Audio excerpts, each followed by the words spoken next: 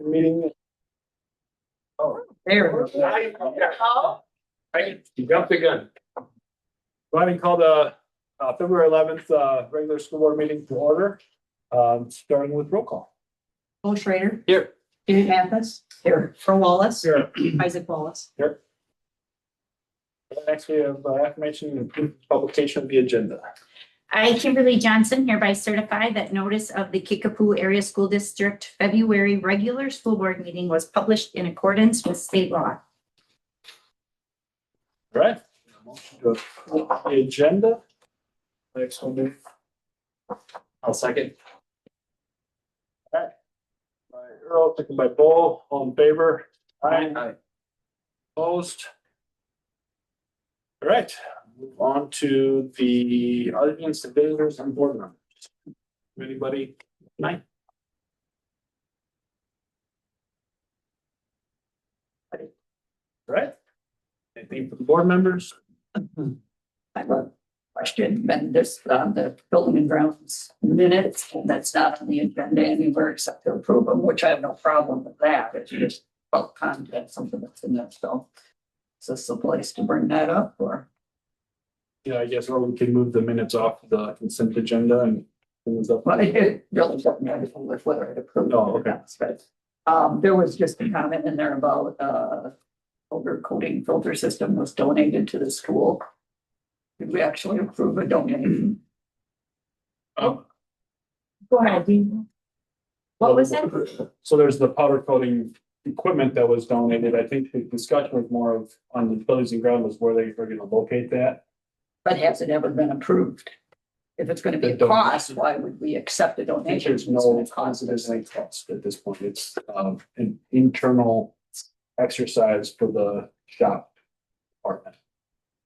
There was from what I understand, they were going to throw it away. The little room that they had. And so Cranes had asked, hey, we could possibly use this as something we could have. And they said, sure, go ahead and have it. Okay. So that's what it was. So that was then the next step, but Will need to be built for it. How do you do that without cost? that was part of the discussion that we were having. That's why you have donate, yeah, that's, Right. I haven't read our donation policy, but the old policy used to, one of the reasons that, one of the things you consider in accepting a donation was it going to entail future costs? And what were they? So, and obviously I have no idea what powder coating filter system Yeah, is. So, yeah, I think that the cost when Cranes took it was, they had it there, they were gonna throw it away. He took it, said, hey, this possibly might be something that could work. I think the cost with it would be very minimal. It was some wiring and stuff. But again, that was part of taking it to the committee, was to look and see, is that something that we would want to do? We're not out anything with it. if we don't build it. If we don't build it or do anything with it, then he just has it and can get rid of it. So. Just a question. That's. All right. So. Any other comments, questions? Board? All right, hearing none, I guess we'll move on to the expense vouchers and receipts.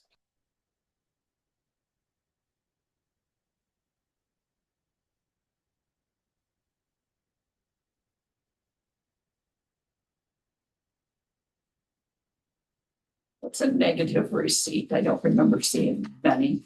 So there was a couple, two not small, they're not big numbers. Were negative numbers on the receipts. They're all in that Wisconsin DPI. They're both in that Wisconsin DPI. So part of, we get the money from our like school lunch program, things like that. Well, they have a commodity handling charge and that comes through on our cash receipts form. It would be easy enough if we wanted to switch it and do it as like a check, but You didn't know.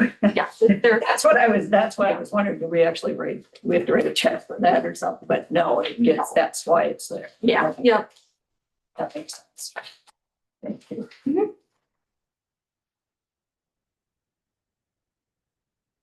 Hang on. No, I didn't know. I had one back at the end of, the checks on page 6. I think it's the very last thing on the check. Walter Inc. And it just says maintenance. Is that? Pull that one out. So you can-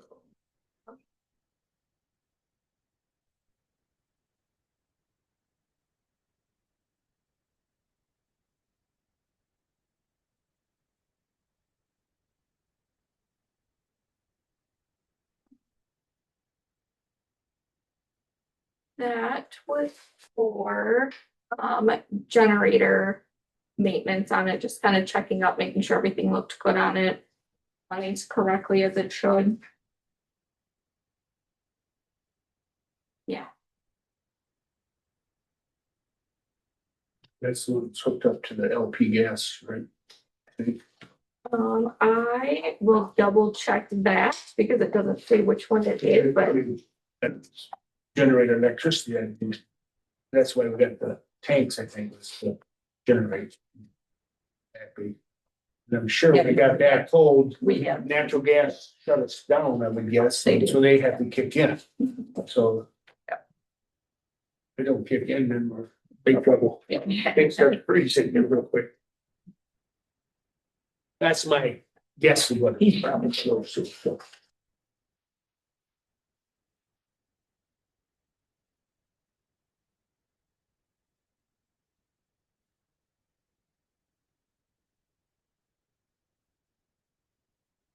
There's a pretty big one in here for the Wilton Palmer House, which I assume is the one where they're. Like the past years where they paid for everybody and they get reimbursed or something like that. yes, so it's for the FFA senior trip, so that's all schools and we have gotten a couple checks in. I'd have to double check and make sure that they're, because it's put out to all of the FFAs that go together and each FFA kind of buys something for the trip and then reimbursements to everyone. But yes, we are getting payments in for that.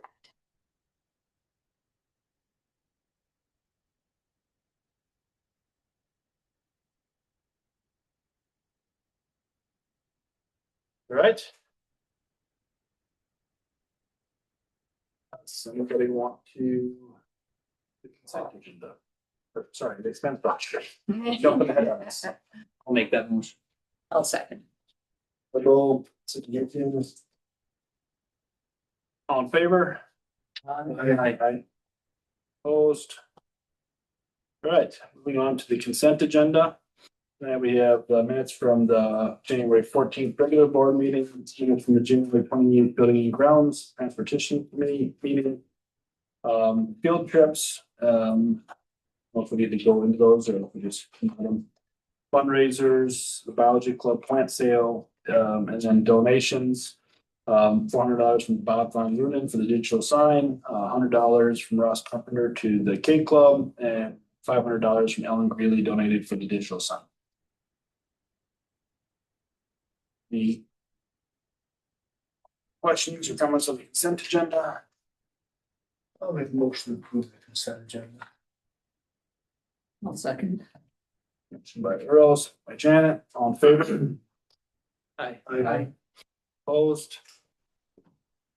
Right, we have no action agenda, so I guess that pushes us all the way down to their informational agenda. We have 5 discussion items, so I guess we'll start with the AGR assessment. All right, I guess that's me. So if you look at it like, it looks like last year, I mean, it's set up the same way. When I looked at it first in kindergarten and first grade, we spent a lot of time with the U-Fly and the training that we put into that. And last year in the spring, it looked like there wasn't a bump. So this year, when we first did it, and by a bump, I mean like our high risk kids kind of spiked. So when I did it this year and I saw that, reading went from 17 to 48, which is 3 kids to 7 kids kind of is how it worked out. I was like, what's going on? So Jim, who works for CISA, who we've done a lot of the reading stuff with, he comes and meets with 3rd grade and 1st grade as part of a assessment thing he's doing from the state with DPI. And I'm like, all right, Jim, I said, we've done all this work and we've got these groups and we've done U-Fly and this isn't supposed to happen. And he goes, no, you're right. So him and I dug into it a little bit. And the biggest reason in kindergarten why that little spike is there is when you go into FastBridge and you look at the subtest, one of the subtests is nonsense words. So basically nonsense words are just 3 letters together. Consonant, vowel, consonant that don't make a real word. And we don't do a lot of that. So the first time they see it, that's showing up as they're flagging on that. Okay, could we stick some nonsense words in there just to make sure that the FastBridge test comes out better? We could, but I'd rather just look at the overall data, how everybody's doing on the other stuff. So then we dug into first grade. The subtest that they're flagging on is sight words. And we spent, the first year I was principal, we spent a whole bunch of time trying to figure out which sight word list to pick. Do we pick the Fastbridge? It seems simple that sight words should all be the same. There's not. There's they call it the Loesch list or Cloche. There's a list of sight words that Fastbridge does. There's a list of sight words that Into Reading teaches, and there's a set of U5 sight words that they teach. So when you look at the Fastbridge sight words, they don't match up with U5 and Into Reading. Could we have teachers go out of their way just to teach the Fastbridge words so they show up better on that one subtest and it makes it look better? We could, but then when we dug in a little farther and we start looking at the first grade, the ORF is how fast they can read, the oral reading fluency, which doesn't necessarily show up on, well, it does in first grade and second grade and third grade. I took every single kid that is in first grade, second grade, and third grade from their ORF, from where they read in the fall into the winter, and every kid in that grade improved and their accuracy got better. So even though there's a few kids that are flashing as that progress, I think we're in a really, really good place.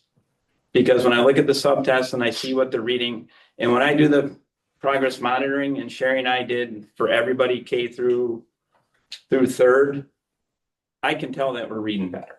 I can tell that their fluency is better. I can tell that their accuracy is better. And I think we're on the right track, and I think it's going to pay off. Is there the competitive part of me that would like to see the Fastbridge score be really good? Yeah. Do I think it's worth having them stop doing the important stuff of foundations of reading to do that? No. And I think what's going to happen is when we do the May one, is that those high risk numbers are going to stay the same or they're going to go down. But remember, if I showed you last year, we'd have a spike where the high risk would start. It would go up in kindergarten and first grade and then start to come back.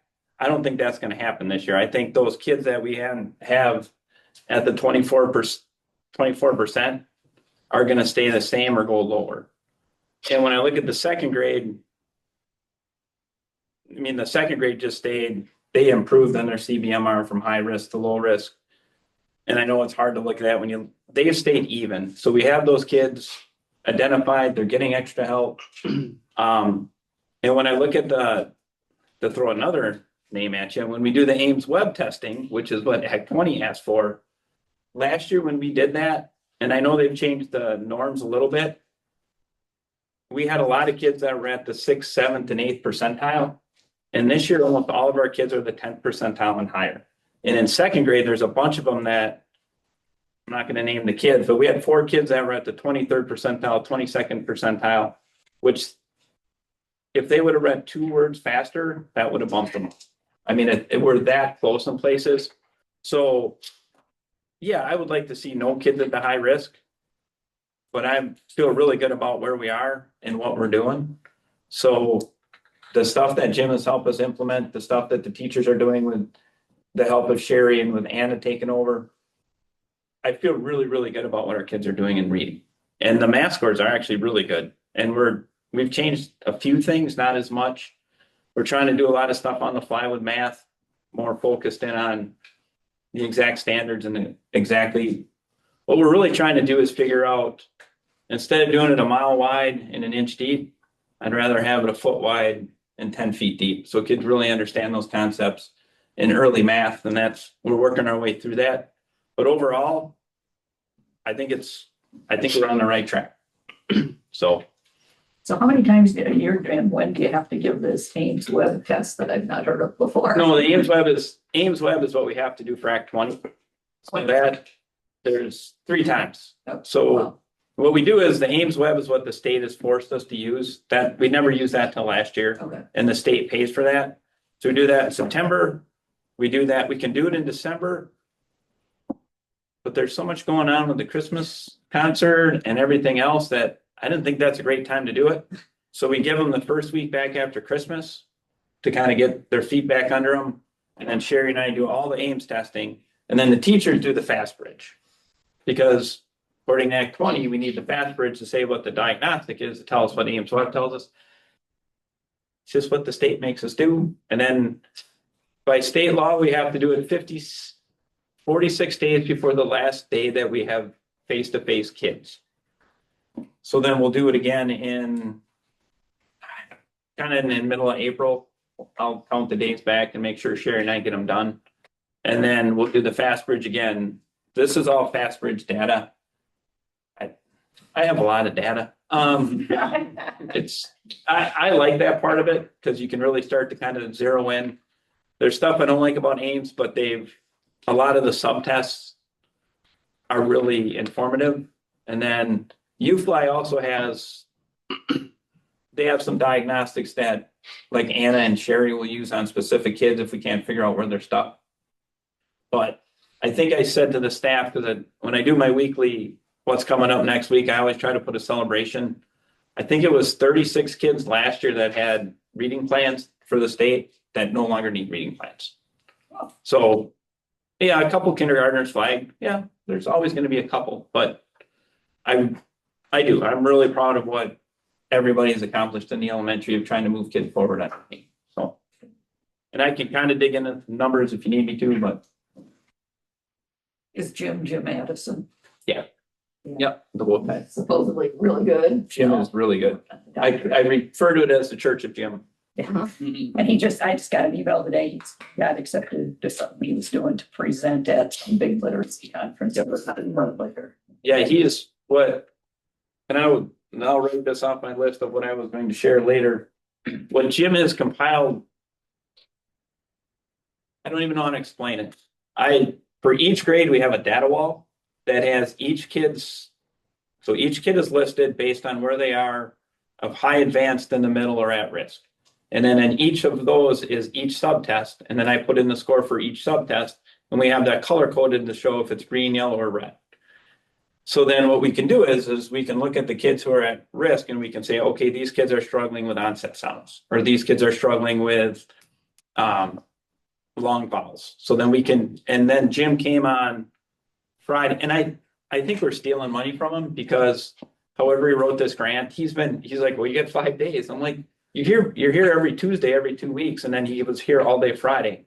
So then we had 2 subs and we were in Anna's room, and so both second grade teachers, Taylor and I and Anna, because Sherry had an appointment, and we put it up on the wall. And then we just looked at where everybody was grouped, and then we could look at the data and say, okay, we'll slide kids here. And then there's another tab with the progress monitor. You can see as I progress monitor them every week if they're improving or not improving. And the 2 or 3 kids that aren't improving, well, what lesson are they on? Can we switch this? Can we do that? And all the feed, it was a long day because it's a lot of sitting for me. And so it was an hour with each grade. And when they all walked out, everybody I've talked to has said, yeah, that was meaningful and that made sense to me. So I was going to share that as what we did, but yeah, I jokingly say the Church of Jim, and they, as a staff, he did our UFly training. They have really bought into what Jim says, and thank God he really knows what he's doing. That's when he was in my office, I'm like, hey, and he's like, I know they're reading better. We can figure this out. And we went through it and because and that's what's kind of frustrating about all of this is there are kids that are on FastBridge that say they're struggling. But then Ames Web said, oh no, they read fine. Just how the test is and the different, and one kid has a good day, the one day he reads with me and doesn't. There's so much that goes into it. So I'm looking, the nice thing about the data walls and all of it is you can see everybody there and you can kind of see where they're going. And then when Jim did pull up, he did the first one because he was curious of that. How many words did they read in the fall? So we had kids in first grade who read 15 words a minute and are up to 30. That doubled their reading count, and their accuracy was 75% there. And I have it totaled up on the bottom, the average amount that we improved. And to me, that's the most important part is and that's what all the studies say is the oral reading fluency. That's the best indicator of how well kids read. So that's where we're at. And as soon as I shared all the ORF with everybody with each class so they could see. And I want everybody to know that all the work they're doing is actually paying off. And if If every single kid is reading faster and more accurately, we're doing something right. Yeah. And that's what we're gonna kind of keep doing, but, Thanks, Amy. yep. Any other questions? Good job, Amy. All right, got the preliminary numbers to report. That would be me. So in your packet actually are like a lot of numbers. So I developed kind of some graphs to help tell a story and help us make some decisions as we continue to look at some of the decisions we need to make as a district. So the intent of these graphs are to just kind of bring clarity to that overall enrollment stability and look at the trends and shift in student needs over time. And I think what we've identified, and I guess I'll wait and we'll go through that, but that first graph here is really about our total enrollment in September. So we start here, we can see kind of in 2017-ish, you know, we kind of peak and then we come down, but we're kind of leveling out here these last couple of years. On this bigger chart that was in your packet, there are some September head count and January head count. And since it was just throughout the years, there was just variables by a couple of numbers. So not really telling a big story and not really identifying a mid-year loss. So the next graph that we have are our open enrolled in and our open enrolled out. That top line would be the open enrolled in. You can see that open enrolled in has grown significantly over the past decade, rising from in the 40s into the 130 range. And open enrolled out has also increased over time, but remains substantially lower than the number of students who are coming in. Moving on to the next page on the back.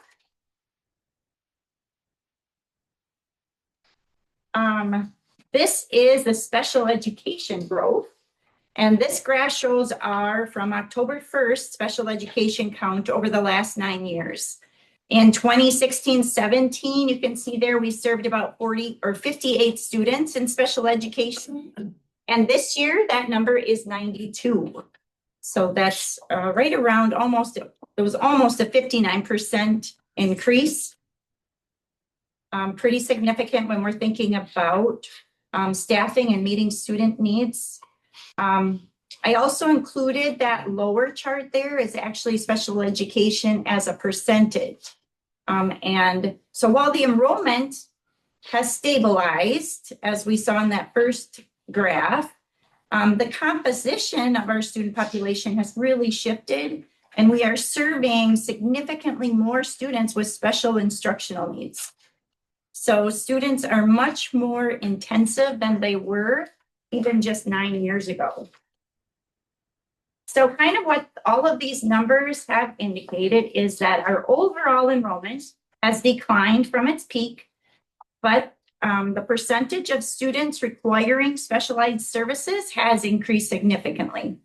So the percentage of students requiring specialized services has nearly doubled since 2016-17. The number of students identified for special education services has increased by nearly 59%, while the percentage of our total enrollment requiring specialized services has grown from 11 to 20%. So as we use this to plan, our approach must be to recognize that while enrollment has actually stabilized, the instructional complexity within that system has increased. So while enrollment from 2017 to today has decreased by roughly 70 students, special education needs have increased by more than 30 students. And then I did decide to add, I did have another document which kind of showed more specific enrollment per grade level. So I broke this down, and I should have printed this off in color. That first line up at the top is the elementary. I think it's the middle was middle school, and then that lower was the high school numbers. So across the grade bands, we're kind of relatively stable. The elementary enrollment shows strength and recent growth, which is going to continue to grow into our upper grades. And these fluctuations that we're identifying, as I took one grade and kind of moved it through the years, it's kind of cohort movement. They rise and they fall within the years instead of an entire systemic decline. So the graph shows enrollment by grade band over the past several years. Overall, the enrollment across the system has remained stable with normal fluctuations from year to year. Elementary enrollment continues to show strength and growth, which supports long-term stability. The shifts we see in the middle and high school reflect the smaller or larger cohorts moving through the system rather than that broad enrollment loss. So as we plan here, this reinforces the importance of kind of being flexible with our staffing alignment based on the grade level needs instead of reacting to a single year of data. So those are all the graphs that I kind of pulled from this information, unless you have further questions or want me to dig further into some area of these numbers. That's all I have for the enrollment. There's 3 kids coming from the forest school for visits in the elementary in the next, well, one's coming Friday. The other ones are coming at some point. So that helps. So yeah, continuing to increase. We got the one back that left. I knew he's coming back. Back. He's back. Are those 3 from the same family or no? How many grades at Forest School? How far did? They're up to 4. I thought it was Fourth gonna grade. keep increasing, but I didn't know. We've had 1, 2, What grade? do they- there's 4 kids that came from Lafarge just since the beginning of the year that have come back. What grade levels? I think they're going to be in 3rd grade. They're gonna. Well, I know the 2 that called, the mom called, they would be 3rd graders next year, which is that smaller class, so that would be good to have them in there. And I don't know. I think it's 3. I'm not sure if the other mom called in, because the one mom called me and said, me and my friend want to bring our daughters to look at the school. I said, that's fine. Call me when you want to set something up. And then a different lady called and said she wanted to bring her daughter. Yeah, sure. I'm not sure if it's one of the 2 or it's the 2 and this is a separate one. We'll find out on Friday. So have we had that happen previous years? I mean, or is it? No. Well, not- interesting to see. I don't remember any. Well, Oh, they're all younger, so we From wouldn't there, see but they're upstairs. academically what they test at. The 2 Martin kids What we came, just talked about. Sophie and Eliza, Elsie, and that starts with E. We've had 1, 2, and then 2 other kids that weren't in the forest school, but just from Lafarge that came. And a brother upstairs.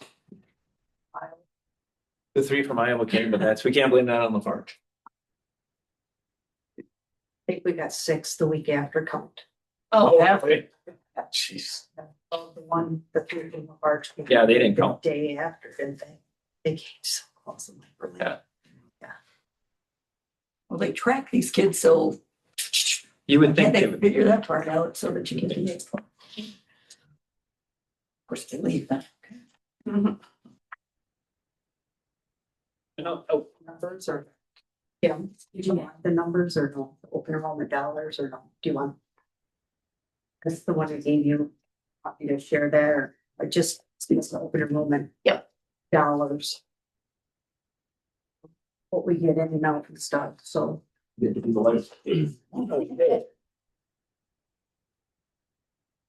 maybe the last time we went through this, you did have like enrollment by grade level. Okay, So I think it's helpful just to kind yeah, of. I can send that out, and I did do some graphs with that, but then I was like, do I overwhelm with so many graphs? But I just like the numbers on that. Yeah, I think Like, just the numbers are when you good. compare them to the next year, kind of. we'll see the, And to your point, it's like just long range planning, like obviously we don't want to take away, resources that we're gonna need shortly. Those other big chunks, we just have to adjust and move around and try to. Yeah. Save. Yeah. I think that's helpful, with respect to the past. then this sheet that just has come around is specific to the FTE. in both September and January. The difference. And then the dollar amounts.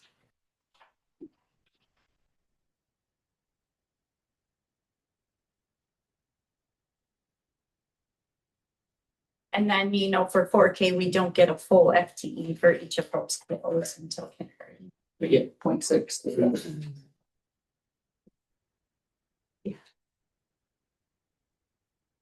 So the open enrolled and is really.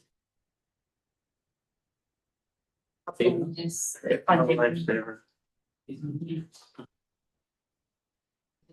28% if we figured. Roughly, Is open pretty enrollment. close to 30. Yeah, things will look a little different.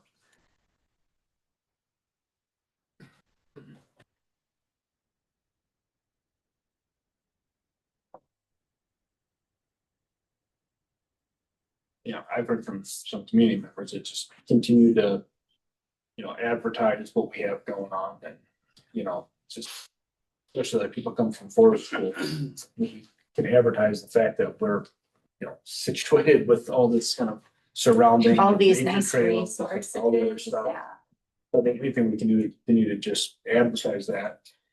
You know, Absolutely, and I think a lot too is really word of mouth through parents, Mhm. you know, having those conversations, because I know when I go to PT as well. The receptionist who checks me in is always like, I was talking to my cousin and she says, I have to get to Kickapoo. Should I make Kim's shirts and say, Ask me about. elementary.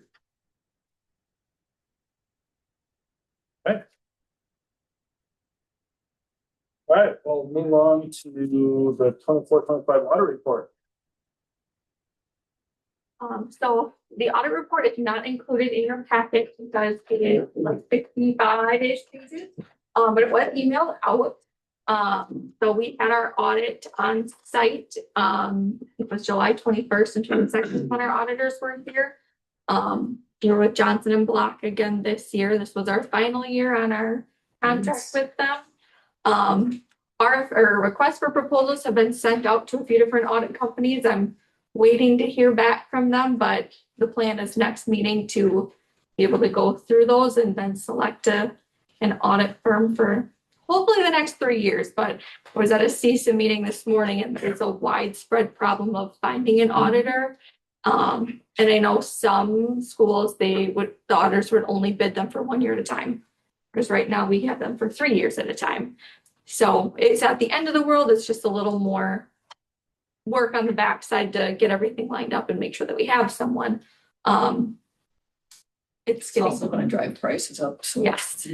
Yes, it is getting harder and harder to find audit firms. I know a lot of schools, we have Johnson and Block, and that's who we did send a bid out to them. But I know in other areas, Johnson and Block has been dropping some of their school districts just because it's not as lucrative for them anymore. They don't really make a ton of money on it, and they're having workforce issues just like everyone else. So they're kind of, they either don't even bid them back or they give them a bid, but it's an astronomical amount that they're silently firing them as a customer almost. So I'm hoping that we get some good news back on our proposals, but hopefully that can be for next month. But anyway, so the audit report for this year, everything looked pretty good on it. They did mention that we could maybe improve on internal audits or internal controls, excuse me. But part of that was because Kim was out for part of the year, so we lost that extra person, that extra set of eyes. I don't foresee that being a big issue this year because Kim's back and gets to see everything again now. I want to say we had about 10 journal entries that had to be made at the end of the year. Most of them had to do with health insurance, just to make sure everything was tied out and to kind of predict what might be your run out and all that. There's a fun formula that the auditors and I get to work through for that. But yeah, a lot of it had to do with that, and then tying out any grant receivables that we were getting at the end of the year. So it was mainly that, which nothing too major with self-funded. I expect to have that every year from now on, just to make sure it's getting tied out as it should. Yeah, other than that, everything went fairly well. They were good to work with. Hopefully we get to work with them again. But if anyone has any questions, I can answer them, or I can always email out if you think of questions later on.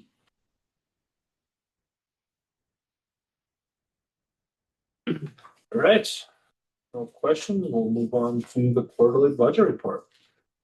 All right, so this quarterly budget report goes through December 31st, just to kind of keep consistent with our quarterly budgets work in the past. I know it's a month late because I was just coming off maternity leave last month. But just to stay consistent, I ended it December 31st. Starting up at the top, our revenue and expenses for Fund 10 and 27 look scary right now. But that is because of how our funding works. In January, we got a large sum of our tax settlements. February should be starting to roll in soon as well. And I know like our biggest equalization aid payment doesn't come until June. So how we get our revenue is just very delayed. But I'm not overly concerned about it just because I know it's coming. Another thing is, while I was on maternity leave, we didn't do any grant claims. So I have since done those, and just in grants, we're getting about 120,000 in Fund 10, and I think it was 58,000 in Fund 27 that'll be coming in that is not reflected on this report. So that will help that.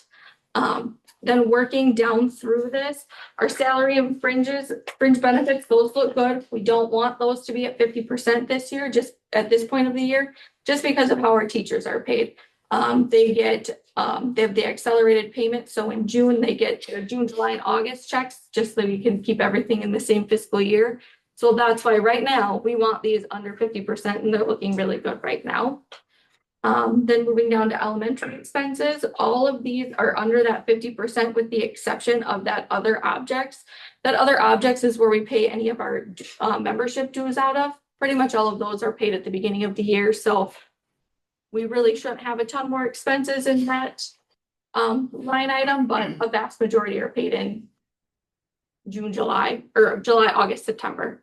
So that's why that's over that 50% already. Then moving to middle school, high school expenses, all of those under 50%, looking good, kind of in line with where we want it to be. And then going down to co-curricular. So co-curricular includes all of our sports. I'm trying to think of what else it is. Co-curricular. Yeah, co-curriculars, that's it. Everything's under that 50% still. That's a little closer, but I know like all of our sports contracts come out of there.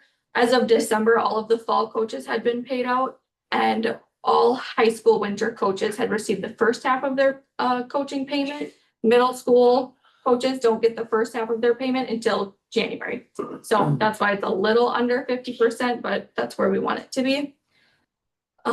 Computer technology expenses. So that purchase services, that line item, a vast majority of that is our IT agreement with TC Networks.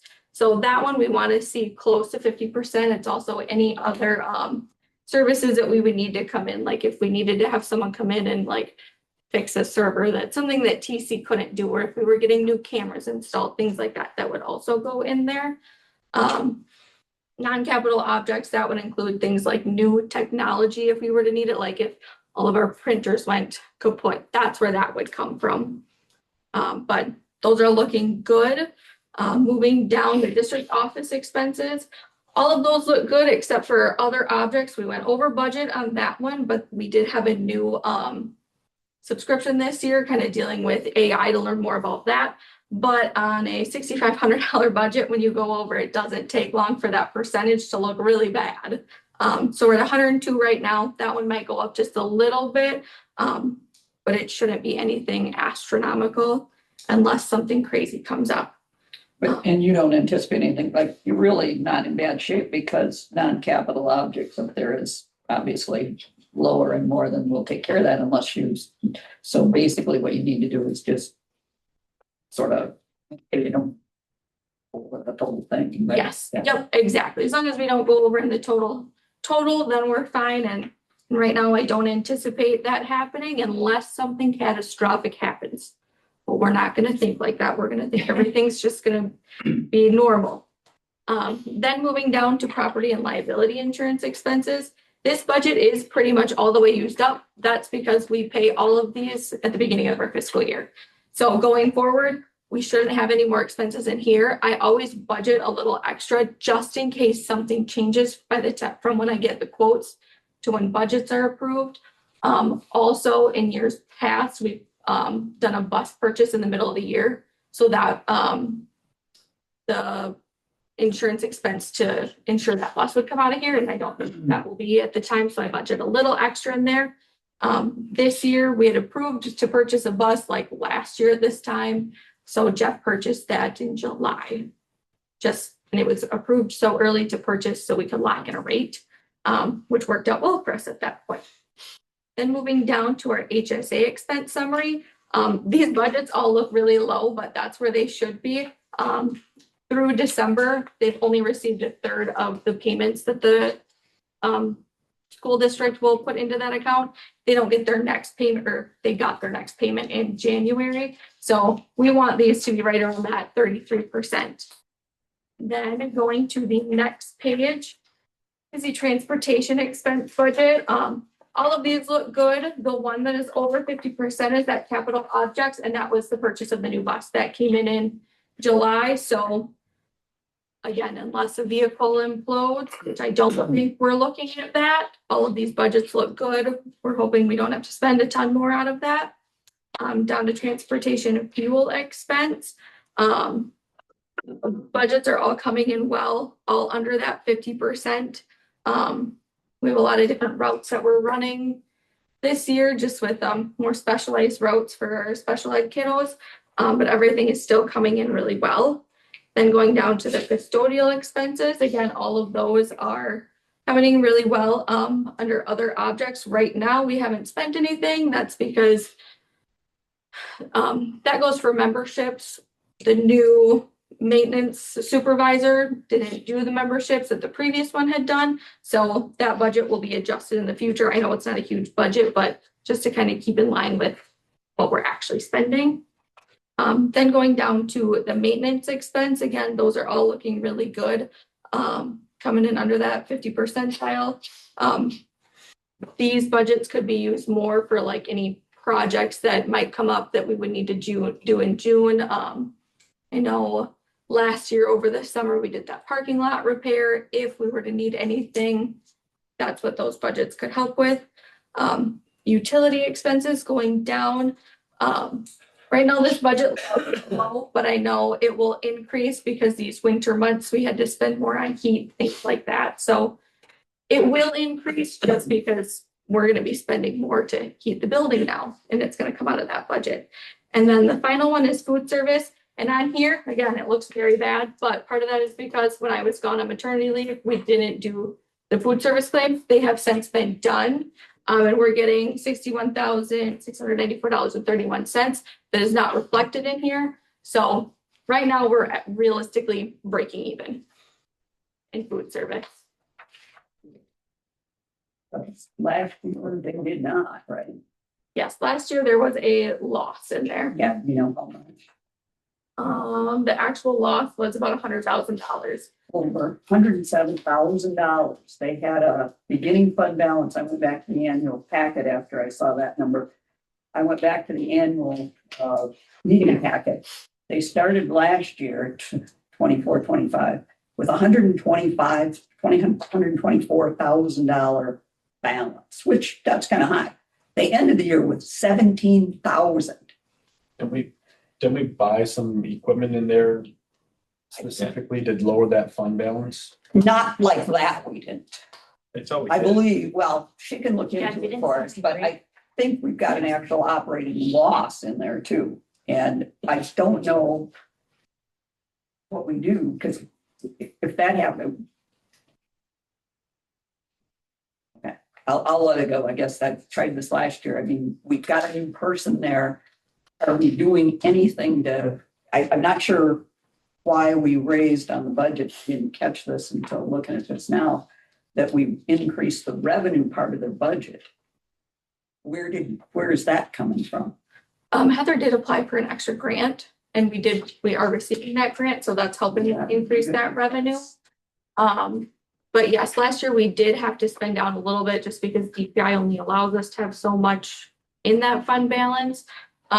But I know looking for next year, we may have to increase lunch prices just to make sure everything flows how it should and we don't have a big Well, unless deficit. it improves a lot this year, we're gonna have to have money there to bail them out, is how we used to say it. Mhm. We haven't done that in many years, so. Yes, and that's what it would come to, is we would have to do, just like Fund 27, we would have to do a transfer from Fund 10 to get it to at least zero. So there, I don't know, maybe there needs to be something looked at, and if we haven't, we're $61,000 behind now. You're saying we're not, but I didn't hear how far we're even, you think, or? Just about break even, and we're showing that big loss just because on maternity leave, I didn't do these claims. We didn't lose the money, it's just delayed getting it because I did them all in January when I got back.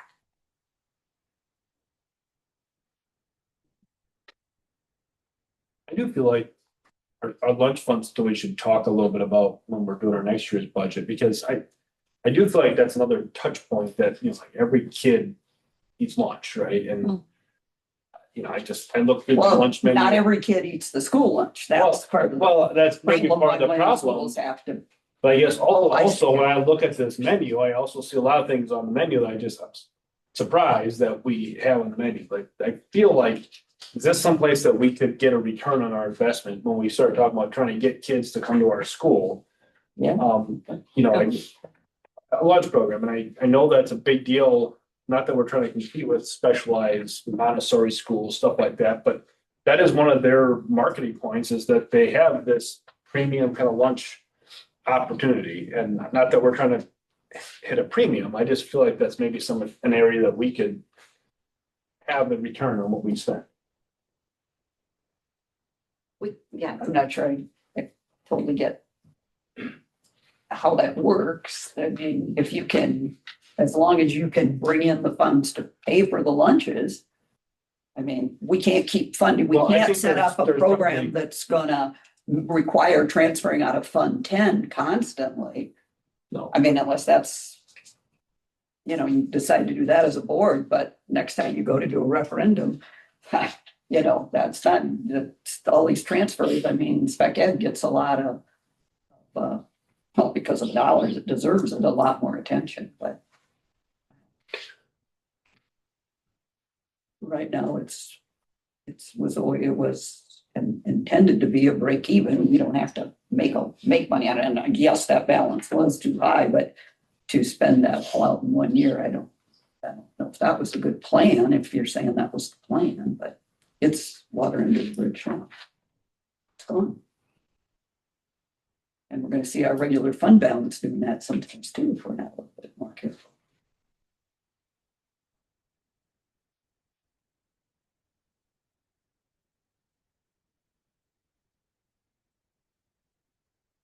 Any questions? All right, thank you, Allison. Thank you, Allison. Yes, I have one question for you, just occurred to me. Fund 46 did not show up in here. No, we don't use much out of that budget, Yeah, but I can kind of add that if you would like. It's just kinda Um, like an update on the balance is what you're kind of wondering. yeah, I guess what brought it to my forefront of my brain here was just that was also mentioned in the buildings and grounds minutes. And Fund 46, I mean, that, you know, that was created. Originally created Yeah, for doing. I mean, that funded a nice big chunk of our pool, so we didn't end up having to bond. I don't remember if we had it when we did the track. If we did, that's where some of it came from that, otherwise it was just strictly Griffin. But, so, yeah, I think we want to be careful that it doesn't get used, it be looked at as something that we're, you know, whatever, so that expense that really should be covered up on maintenance, but whatever. Yep, I can send that exact number out tomorrow. Oh, that's right. You can just add it to the next thing. Maybe one of these is fun. When I think our discussion of building the ground was just, is there other things we should be identifying that we know are ongoing costs that Right. we could Well, put into that, so we're, I don't know about ongoing, to me, that was never set up for ongoing costs. Ongoing costs, we should be able to cover in our budget. so I guess, And we need to prioritize so that we can.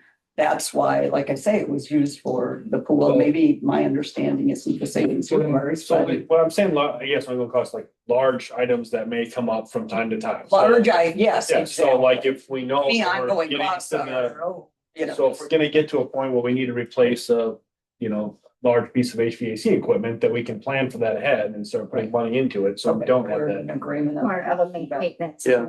I think, I mean, isn't it like 575,000 roughly or somewhere in there? It's 500 something thousand. So I think the hope I with think- that is that the next section with the roof or Right. things like that, that's gonna cover some of. But we those haven't been numbers. actively think we're putting money into it. I guess I think what we talked about was just, do we need to identify additional things? So the roof has been there and it's been kind of on this Right, ticking time bomb that we're gonna have to do it, but is there other things that we should be identifying? Right. And that's. and we should be, thinking about being able to add money to it. I mean, we didn't add a penny to the fund balance this past year, and we taxed.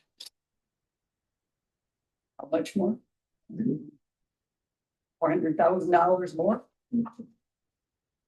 Yes, and that all. We add 1 cent to it. Usually, as far as I know, we didn't add to fund 46 either. We did not.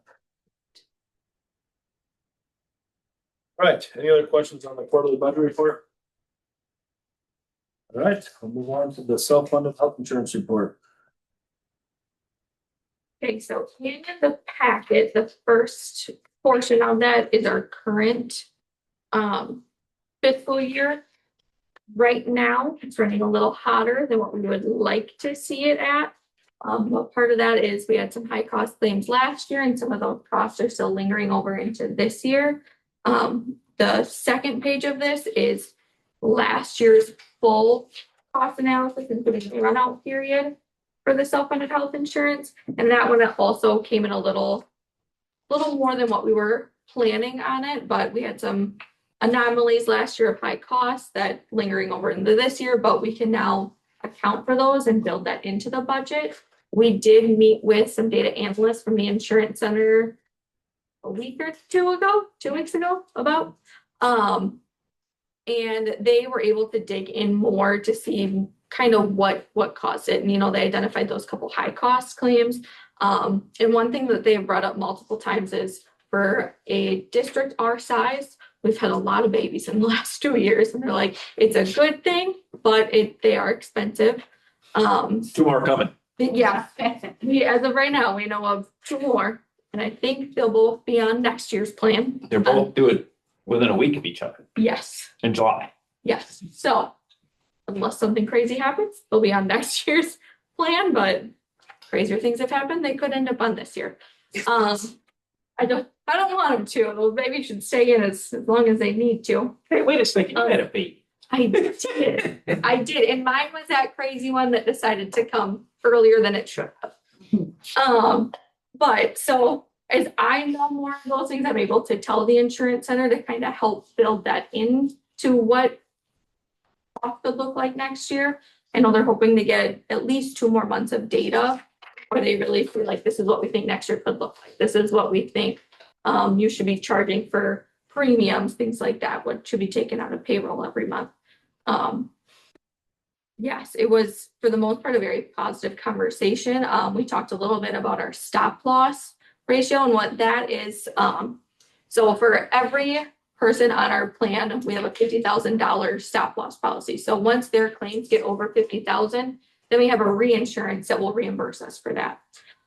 We were able to sign a 2-year deal last year.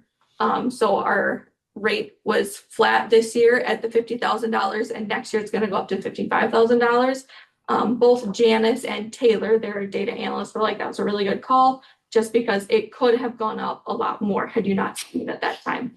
So we'll see a little bit of cost savings there from what could have been. But yeah, otherwise What we see cost savings because why? If the stop loss goes from 50 to 55.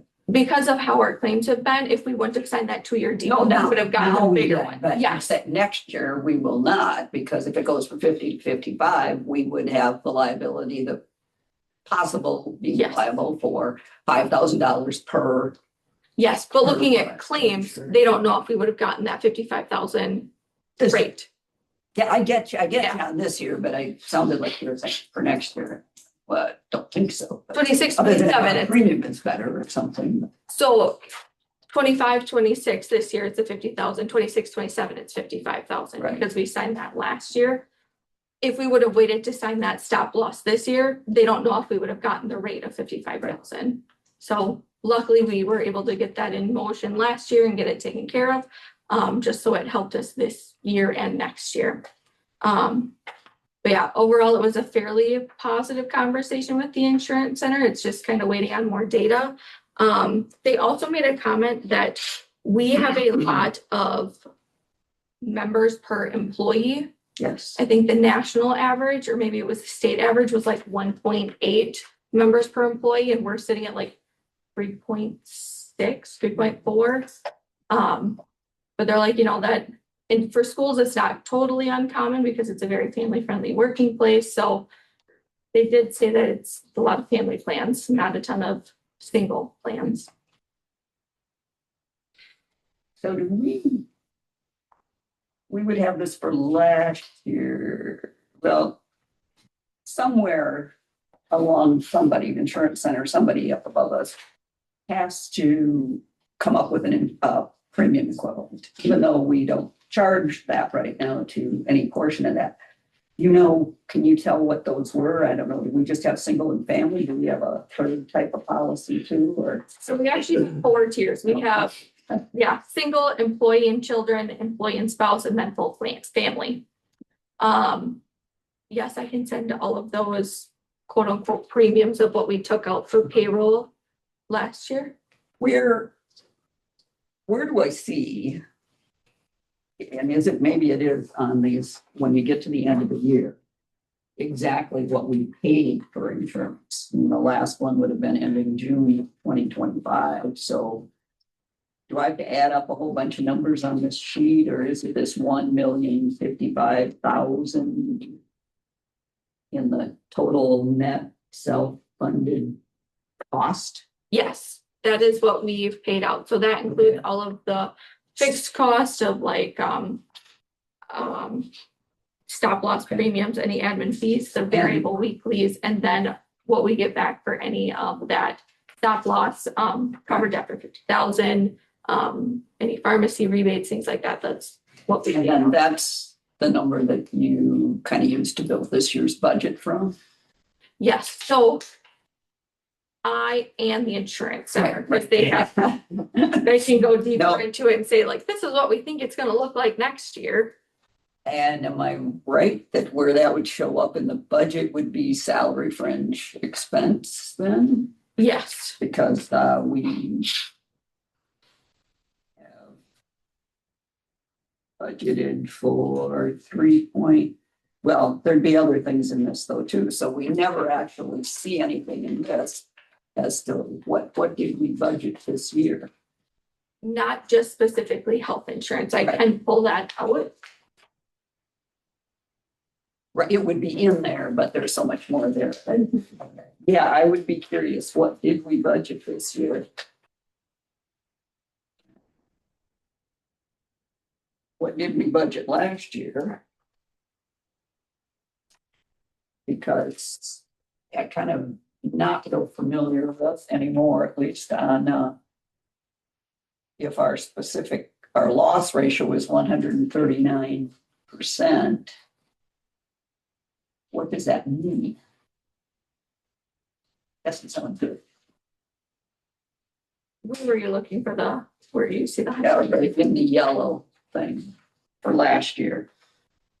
So I think part of that is just it. I mean, we went over what our estimated budget was gonna be. Right. That's So what we that is. We went over budget on that. And Yeah. I'm curious to see how far, but I have to know how much we budgeted last year and I want to know how much we budgeted this year. That's not what the estimated budget is. So that's a number that comes from the insurance center. That's not what we budgeted. It's very close, but the problem, that is, Where is that number? It's not specifically pulled out on the quarterly budget, but I can pull it out in email. And every it's not month. on this sheet, because this is the numbers from them Correct, yes. on actual claims. And I really don't understand how they do that partway through a year. You know, I mean, they must have something anticipated that. Yeah. Yeah, they Right now, what it shows is 13%. You know, just. We have a team of analysts that really can get into the weeds on this. And I think Janice may have said that if we wanted her to speak on this, we could always have her. I think we need to understand some of this a little bit better, but I mean, she can help us with some of that, but I just want to find out the numbers and, you know, what we want to ask before we bother to have her come, but I think we're gonna have to at some point. I think we probably need to start getting used to the idea that, and I gotta look at these numbers a little bit, because I think if I go back, I got 3 years worth of the numbers now from, this is our 3rd year. It does kind of look like the number of people we're insuring has increased. I didn't figure a percent or anything, but it has definitely increased. Do we have fewer people taking payment in lieu, or is it strictly that the family size is getting bigger and we still have about the same number taking? Cash in lieu is somewhat similar. I do think it has gone down since I started. But we've also gotten more family plans. We don't have very many single plans on this.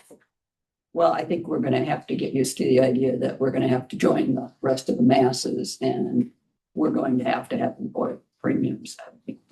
I think probably are gonna find a loss, well, 139. Yes, 139% loss ratio last year. I'm just curious to how many dollars that translates into.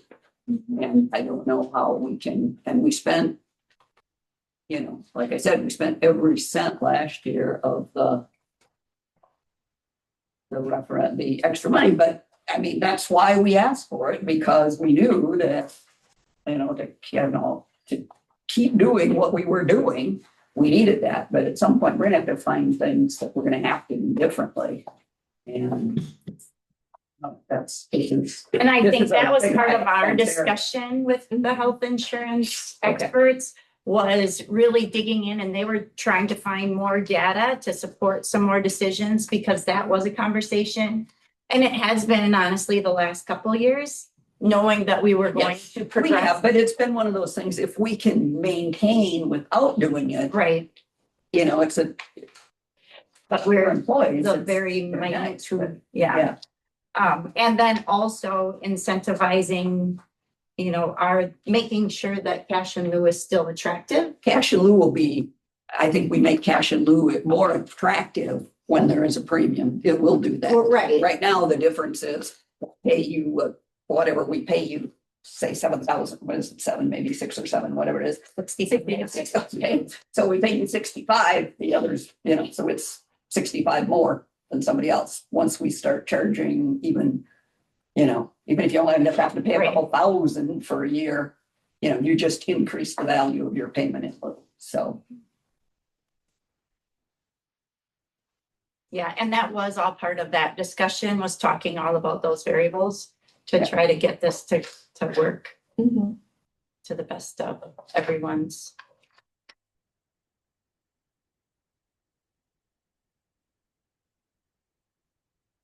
The good thing about the bad thing about being self-insured is that we have to be bad guys and figure out how to do this and impose it, but I think you have to. We got a portion of our public that doesn't even have health insurance for themselves.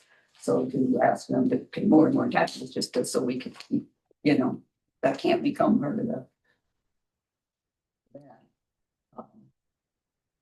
But maybe the good part is we can set premiums and they don't have to keep going up every year if we can keep, and maybe that'll be the thing that can keep people being talked about. Oh, we can't get people to really participate in some of these still cost saving things that they wanted to. We haven't had real great success with that. I think we've gotten better. Like the neighborhood clinic has really increased.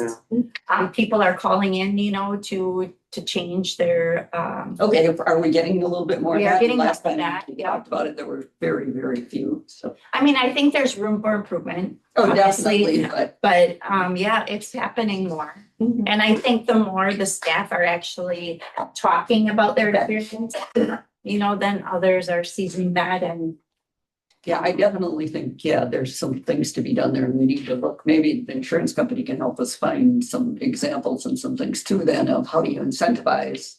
great. They're sort super, of things. they're super helpful and they have so Yeah. much. Yeah. Yeah, they, and they work with so many other different schools and companies that they have a lot to bring to the table that. Will benefit us. Yeah. How we can improve. Yeah, Good. We so yeah, definitely something that we're continuing Yeah, to but engage we in and we're can't- just kind of waiting. We can't wait very long though, because the insurance year starts in July, just with right with the fiscal year, and this is February, so. And I think the intent was because what was it a couple weeks ago and they said like another month so that it's Okay. coming up. But I think we're meeting again. It's on the calendar. I can't remember the day though, but Yeah. they've already. It's set the date to me within the next month for sure, yeah.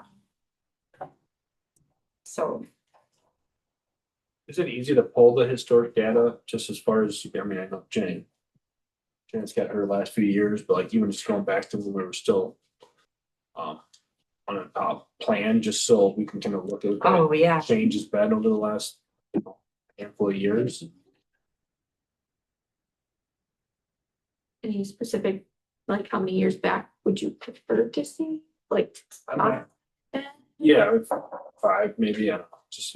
Just I could be good now, because once you get to the pandemic, things are always seem to be screwed up, or not screwed up, but I mean, screwing Yeah, on everything, but maybe this. I mean, it just might give us a little bit better perspective year over year and just kind of hold, if we still have a little bit of data from when we were not on a self-funded plan, I think that helpful to compare. it's a good idea.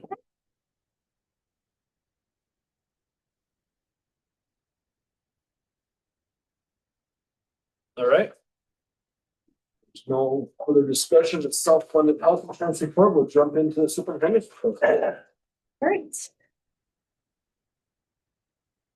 So last Friday, I attended the PAC meeting and DPI was there visiting with us and they shared.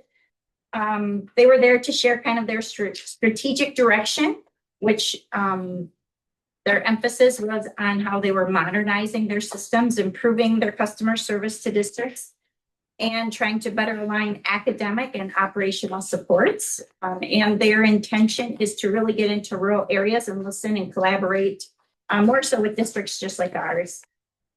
A major focus of DPI is going to be that portrait of a graduate. The conversation is transitioning to simply, not simply asking our students proficient, to asking what should graduates walk out the door with? Because these include academic skills, career readiness, durable skills that employers are asking for.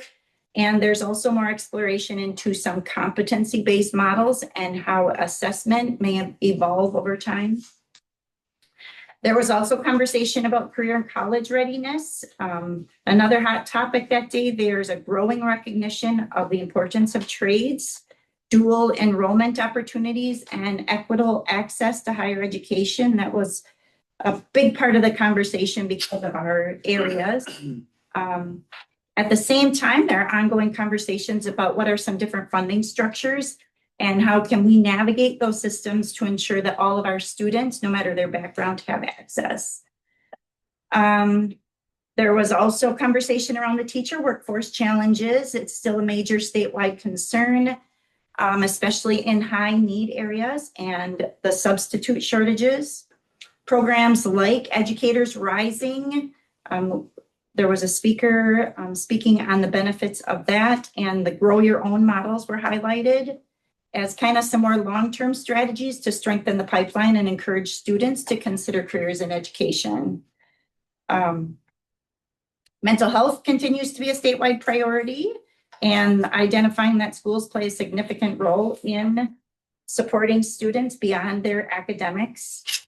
There were some broader legislative and budget discussions at the state level, including there was conversations about property taxes and healthcare cost increases. So all of those conversations are happening everywhere and at our state level. Also noting there was surplus negotiations are heating up at the state level. The governor has proposed a package that includes additional general aid and special education aid. Paired with, he's really trying to focus on some tax relief measures, and legislators continue negotiations, and it continues to remain unclear, obviously, where those final agreements will land. Also, the shortfall in special education categorical aid remains a focus for everyone. Really driving that need for that aid. More locally, speaking on behalf of specific to Kickapoo, we continue to move forward thoughtfully in our AI space. A staff survey results kind of showed a range of familiarity with AI, but also an interest in some more guidance. So I met with Lisa Arneson from CISA and gained some insight and expertise from her experience. And we developed a red, yellow, green framework that I'll distribute along with some more information to the staff. Also working heavily with CISA 3 in, I think Allison mentioned, really trying to build our understanding of AI at different levels. So there's a leadership team and there are some different teacher sessions. So we are going in March to work with Tony to continue our understanding of best practice and guidance and policy to ensure that we're moving forward carefully and strategically with trying to implement AI here at Kickapoo. Our January in-service received very positive feedback, particularly with the WEA presentation, and we had a CPR training. The staff felt it was meaningful and practical. The office staff, Allison, Becky, and I attended an HR law session at CISA to review some different hiring practices, contracts, and handbook language to ensure that we are compliant and proactive and just kind of ironing out some of those different orientation processes that we have in place. Organic Valley has again donated $10,000, bringing our funds to $29,000 from Organic Valley. We are, as an admin team, evaluating some mission-aligned uses of those funds since they haven't identified specifics to what they want them to go towards. So looking at some different playground equipment, digital signage, and facility improvements. We also learned of an additional potential donor for playground equipment, which is very encouraging. From a school climate and safety perspective, things are going well. Vernon County Task Force met today and we continue to discuss continuity of operations for schools.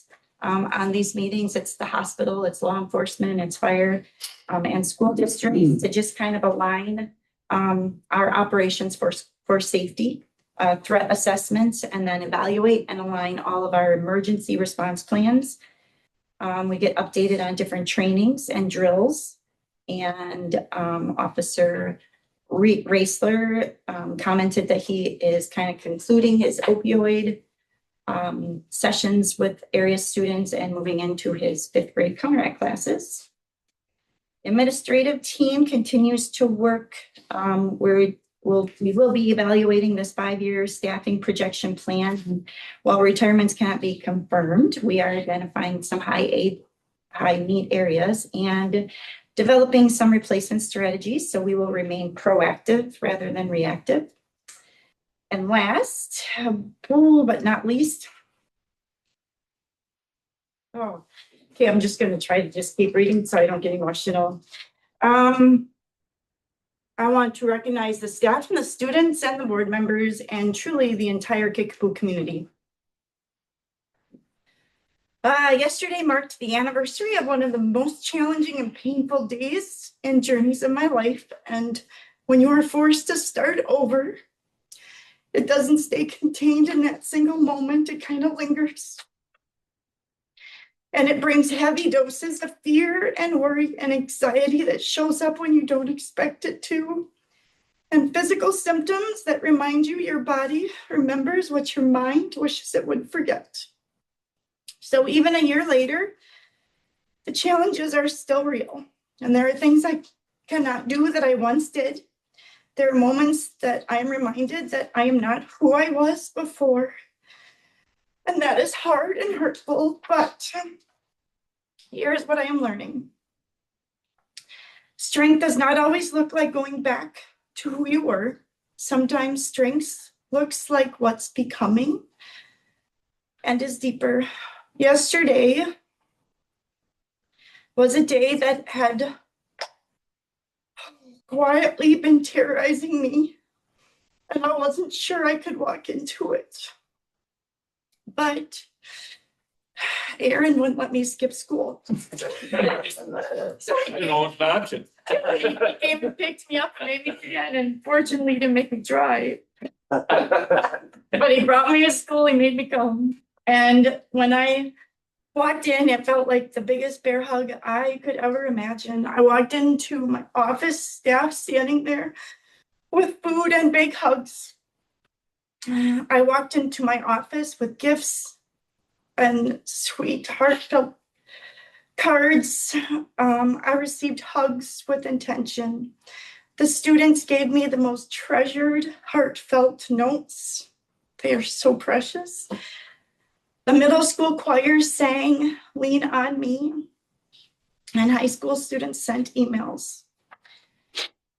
In a world that can feel heavy and divided, this place is filled with everything the world should be. There's a story, I think it's a Christmas story, about a Grinch that his heart was 2 sizes too small. He was filled with anger, isolation, resentment. But what changed him wasn't someone demanding him to be different. It was love. It was the sound of people singing together. It was community. It was goodness that refused to disappear. And on this day, yesterday, the fear, the worry, the anger were all replaced with something much bigger. As it is said, the Grinch's heart grew 3 sizes that day. That is exactly what happened to me. The fear didn't win.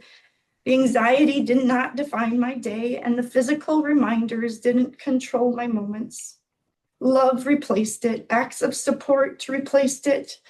Kindness replaced it. A whole community replaced. So the shaking stopped, the spinning stopped, the heaviness lifted. And instead of feeling defeated by that day, I felt triumphant. I may not have everything I once had, but I have a new perspective. I have gratitude that runs deeper than I ever possibly knew. And so, to the parents of this district, well done. To the staff, well done. To the families raising these young people, well done. You have built something here that is very rare, something that is so strong and something that is so good. Kickapoo is unbelievably powerful, and I am simply profoundly grateful to be a Kickapoo Panther. So I just wanted to thank you and share how amazing this place honestly is. It takes something so incredibly horrible and replaces it. And I think that is speaks volumes about Kickapoo. So that's all I have. I'm not following that. You're up, buddy. Glad you're here, Tim. Thank you. All right, just to follow up on last month, there was the question just as far as classes, what we pay for. So just wanted to let everybody know. If it is a class through a youth apprenticeship program through CISA, CISA pays for that. If it's courses outside of that, kids can take up to 18 credits of courses that we don't specifically offer. So if it's outside of that, then it's something that we would pay for. We get 25% reimbursement, I think, on the, not the Southwest Tech, but the college ones. Other than that, that's part of the program that we have as far as paid for. You have to approve those before they sign up for them, right? And Yes, yes, and that's going back to, it has to be a course that we do not offer, or there's no comparable. Yeah, so. Valedictorian, salutatorian, technical excellence scholar, those have been announced. So Skylar Hansen is the valedictorian of this year. Braden Linder is a salutatorian this year, and Bennett Coder is the technical excellence scholar. So congrats to them.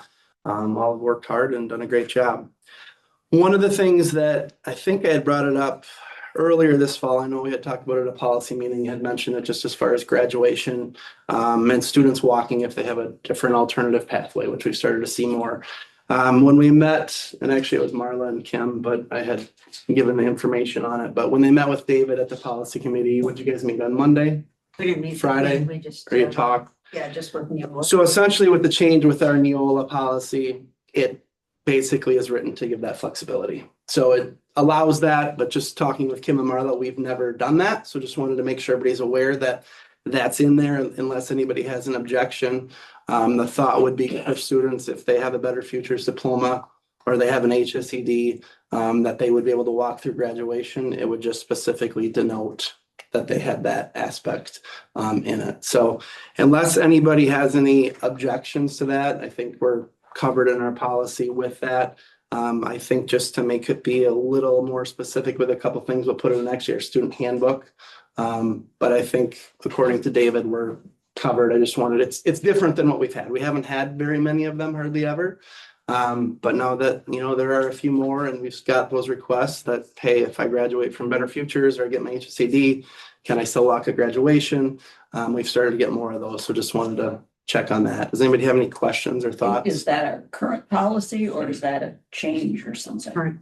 It's what's the Neola policy. And actually, yeah, and that's one up for review, but I don't think there are any changes on it.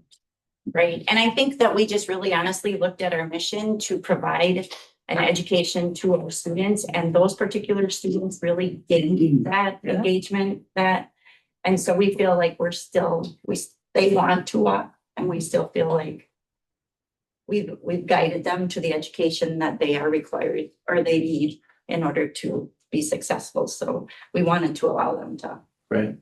walk. And again, it's in our policy. It's just not been our practice, so to speak. So just, we really haven't had it happen. And so But you're right, though, there's gonna be more. there's going to be, I can tell you, we've gotten more, if you look at those numbers that we talked about earlier, just some of the increases and changes, it's, the standard day for some kids is just not like it used to be. So anyways, just wanted to communicate on that.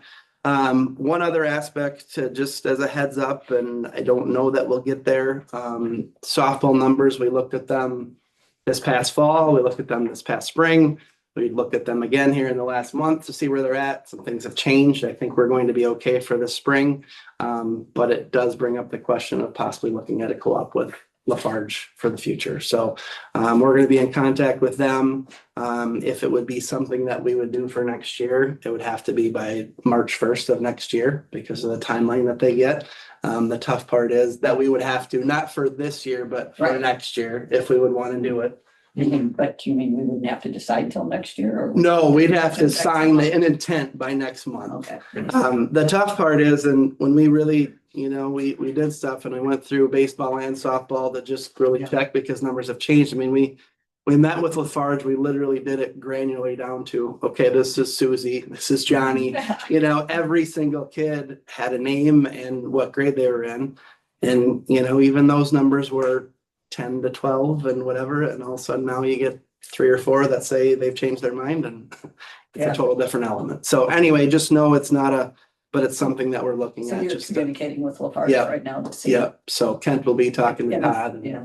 So, anyway, we'll see where it goes. Like I said, I think we're back up to at least, hopefully we're going to have enough for this year, but just looking ahead to If we where do- things if are we do at. something, do we have to do it next year or can we say, oops, changed our mind? I don't think we have to. I think it's just a matter of trying to, If it's possible, if we don't approve it, we can't do it, but if we Correct. do, must we, I guess. that's a good question. I'm not sure. I could find that out. Because if we can. I don't know. I don't know for sure on that one, but I could find that out. What does it look like on their side? Like, Yeah, are they that's hurting what I'm too? hard to know. What's that? Are they hurting too? Their softball numbers were not great Yeah. in the fall, but okay, but ours were too. Mhm. And then now they're not. By okay, you mean 11. Yeah, but by okay, I mean 11. 11. Well, enough Yeah, but you to, can't- So an injury, Um, take them out. you know, Yeah. so anyway, I just want everybody to know that's kind of an option. Junior Softball, I know that sometimes there's junior high baseball, but do we have? There is Middle softball school, too. I'm sorry. Yeah, yeah. But do we, and is our participation there? Again, we've tried to put out like 4 or 5 years and it's gonna stay. I mean, if you take the kids that are in it right now, we're right in that 10 to 12. Part of that was a junior high softball coach. Oh, come on. Well, we got a new one for this. I don't have something. Hopefully it'll be, yeah. Schoolers in spring. I think part of it, honestly, is just we've done so well in track and that's, how things Jeremy was go. bad at it. And great for that, but that's just Thanks, kind of how Jeremy. things go. I mean, That other spring sport. Right. It would be kind of. so anyway, just stay tuned, but just know it's possibly, something we may need to look at. The other thing, just lots of activities coming up. We've got honors band on Friday, solo ensemble next Monday, spelling bee coming up March 5th, and the Sea Perch competition again will be March 6th. That's what I was going to Oh, that's right. This is another one they have. So, Oh, that's the next round, so to speak. So that's what I have. Any questions? All right. You're at school. I think they're here. Yep. Yep. In the spirit of the Olympics, Jen Melfi and I think it was Jen's behind it, is we're having the Olympics, we're having reading Olympics in the elementaries. So each class is against each other in reading minutes, and whoever totals the most minutes reading outside of class. Some kids are volunteered. Now that it's warmed up, it'll be interesting if they keep it. Some are volunteering to stay in for recess to read, and we'll see what happens when it's 40 this week. But Jen we had an opening ceremony on Monday morning where each class had their own banner they made, and everybody's in the gym, and Jen did a really nice job kicking that off, and she's keeping track of everything. And then dress up days next week for that short week, Monday, Tuesday, Wednesday, Thursday. Another Books for Breakfast we had last week, well attended, and also on the 17th is the Invention Fair. So we'll be in the elementary gym from, I don't know how they divvy that up, but we did it last year. Ashland did it last year. Jess Nelson is doing it this year. So other schools in the consortium will be here for the Invention Fair, and these tables will be in there, and then the kids rotate around who are in there and their parents, and they show what they made. So short and sweet. That's what's going on. All right. Yes, with that, we'll move on to the closed session. Find Wisconsin State Statute 19.851, section C, F, and G. Considering employment, promotion, compensation, or performance evaluation data of any public employee over which the government body has jurisdiction or exercises responsibility. F, considering financial, medical, social, or personal histories or disciplinary data of specific persons. Preliminary considerations of specific personal problems or investigation of charges against specific persons except where bar and B applies, which is if discussed in public would be likely to have a substantial adverse effect upon reputation or any persons referred to in such histories or data or involved in such problems or investigations. And G, conferring with legal counsel for the government body who is rendering oral advice to be adopted by the body with respect to litigation on which it is or is likely to become involved, which I think we can scratch that because our legal counsel is ready to join us tonight. So, Yep. Yes, with that, looking for a motion to convene the closed session. I make the motion. To go to closed session. I'll second. Motion by Earl, second by Janet, all in favor? Aye. I'll make that motion. Second open session. A second. Right. All right, are we back on then? Got some motions coming out of closed session. Coaches. I will make a motion to approve the coaches as presented to us. I'm gonna read them all. If that's okay with everybody. I'll second that. All right, motion by Earl, second by Bo, all in favor? Aye. Opposed? All right, then motion to adjourn, So moved. I'll second. all in favor? Yeah, Thank you. finding that. And Thanks.